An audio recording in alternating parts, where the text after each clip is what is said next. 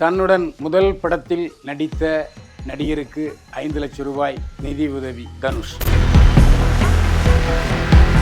தனுஷுடன் காதலா மிருனாள் தாக்கூர் தடாலடி பதில். கமலஹாசன் என்னை கெட்ட வார்த்தையில் திட்டினார், அம்பிகா பகீர் புகார். சொந்த படங்கள் எடுக்கப் போகிறார் சூரி.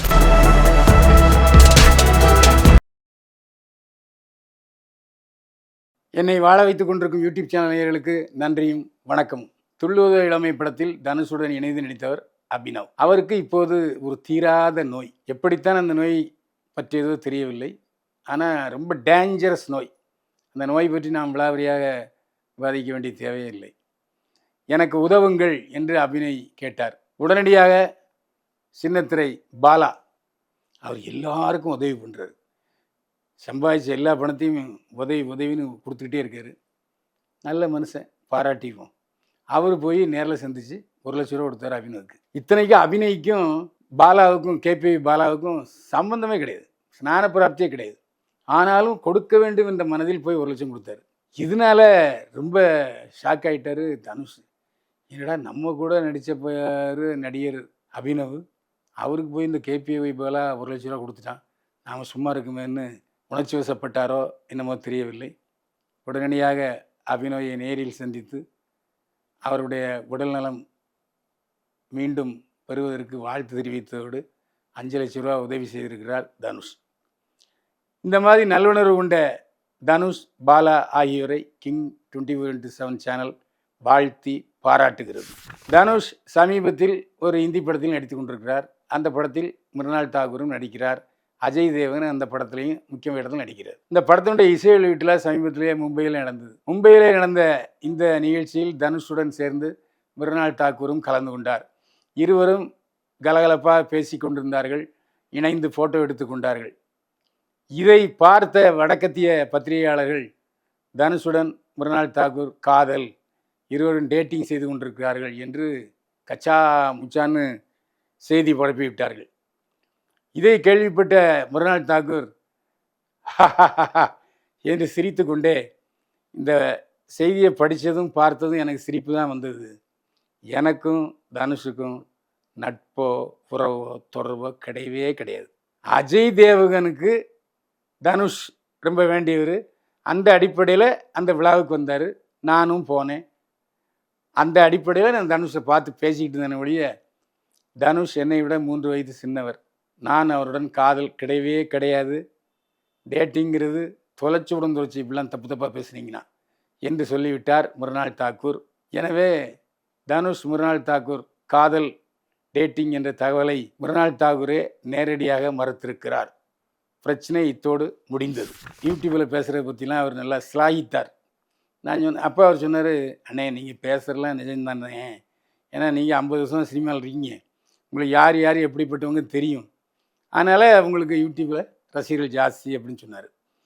நான் அப்போவே அவர் கொஞ்சம் பாரதிய ஜனதாவுடைய அனுதாபி, தீவிர அனுதாபி ரவி.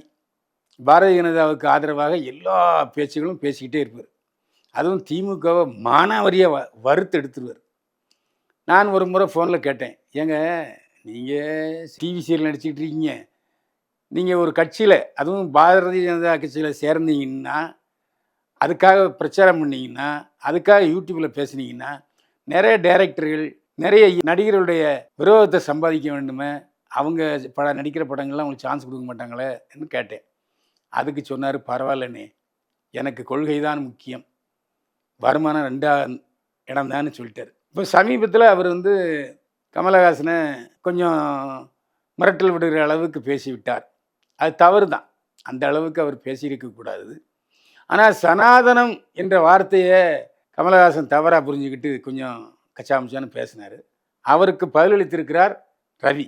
ஒரு பேச்சுக்கு பதில் கொடுக்கும் பொழுது நாம் பேச்சில் நாகரிகத்தை கலக்க வேண்டும். கொஞ்சம் இந்த மாதிரி மிரட்டல், கொலை மிரட்டல்னு சொன்னால் அது நமக்கே பாதகமாக அமையும். நம்ம சொன்ன கருத்துக்கு பதிலாக இந்த மிரட்டல் தான் முக்கியத்துவம் பெறும். சனாதனத்தை பற்றி ரவி சொன்னதெல்லாம் சிலவற்றில் உண்மை இருக்குது, நல்ல விஷயங்கள். ஏன்னா இந்து மத ஆதரவாளர் அவர். ஆனால் சனாதனத்தை பற்றி கமலஹாசன் சொன்ன வார்த்தைகள் வாக்கியங்கள் பிடிக்காமல் போனதன் காரணமாக அவர் பேசினார். பேசும்போது அந்த வார்த்தை தடிச்சிருச்சு. தடிச்சதுனால கொலை மிரட்டல் என்று வந்து விட்டது.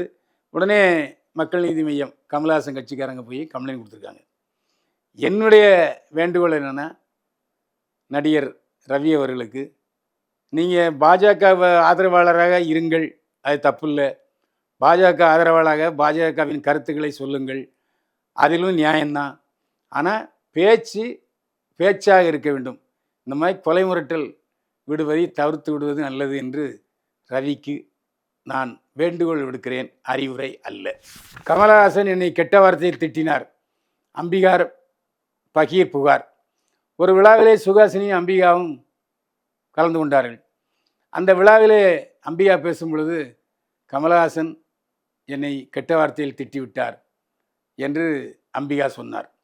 எதுக்காக இதை சொன்னார்னா, சகலகலா வல்லவன் படத்திலே கமலஹாசனும் அம்பிகாவும் நடித்திருப்பார்கள்.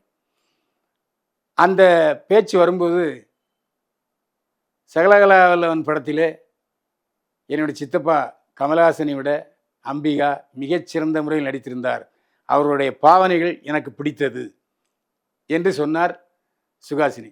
நடிகர்களில் அழகன் யார்? நடிகை ரோஜா பதில். நடிகை ரோஜா ஆந்திராவிலே செய்தித்துறை அமைச்சராக பணியாற்றியவர்.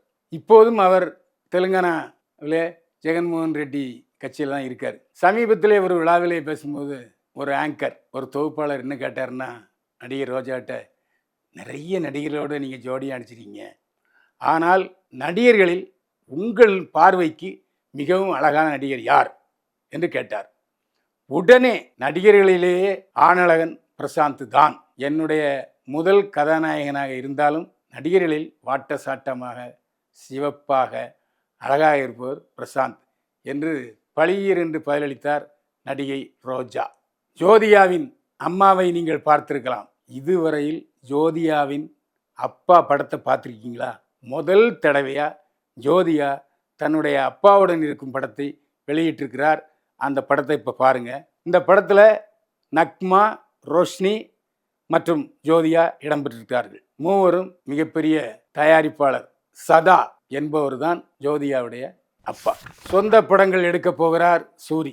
சூரி இப்போது நடித்த 1-2 படங்கள், கதாநாயகன் நடித்த படங்கள் வசூலில் சாதனையை படைத்தன. இதன் காரணமாக நகைச்சுவை நடிகராக இருந்த சூரி, இனிமேல் நான் கதாநாயகனாகத்தான் நடிப்பேன் என்று திட்டவட்டமாக அறிவித்து விட்டார். அவர் கையிலேயே பல நல்ல படங்கள் கைவசம் உள்ளன. இப்போது அவருடைய சம்பளம் மானாவாரியாக எகிரி விட்டதால் தயாரிப்பாளர்கள் சூரி மிக அதிகமாக சம்பளம் கேட்கிறார். அந்த அளவுக்கு சம்பளம் கொடுத்து எங்களால் படம் தயாரித்தால் நாங்கள் நட்டத்தை சந்திக்க வேண்டும் என்று பலர் சூரியனுடைய சம்பளத்தை கேட்டதும் அலறி அடித்து கொண்டு ஓடிவிட்டார்கள். இதை கண்டு சூரி பயப்படவோ அச்சப்படவோ இல்லை. இப்போது சூரி சொந்த பட நிறுவனம் தயாரித்திருக்கிறார்.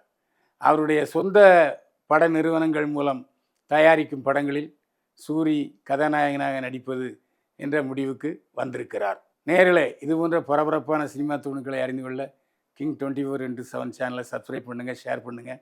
மீண்டும் சந்திப்போம். வாழ்க வளமுடன்.